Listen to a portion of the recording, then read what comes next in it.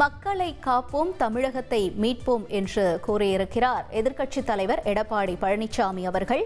மேலும் ஜூலை 7 முதல் எடப்பாடி பழனிசாமி அவர்கள் தொகுதி வாரியாக சுற்றுப்பயணம் மேற்கொள்ள இருப்பதாக தகவல் வெளியாகியிருக்கிறது.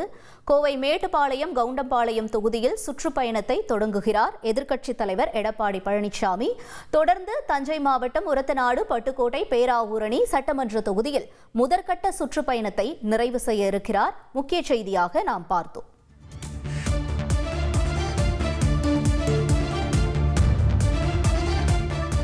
திமுகவின் நிறைவேற்றப்படாத வாக்குறுதிகள் தொடர்ந்து மக்களை காப்போம், தமிழகத்தை மீட்போம் என்று சட்டமன்ற தொகுதி வாரியாக இபிஎஸ் அவர்கள் சுற்றுப்பயணம் மேற்கொள்ள இருக்கிறார். 2020க்கான சட்டமன்ற தேர்தல் நெருங்கும் நிலையில் தற்பொழுது எடப்பாடி பழனிசாமி அவர்களுடைய இந்த தொகுதி வாரியான சுற்றுப்பயணம் கவனத்தை ஈர்த்திருக்கிறது.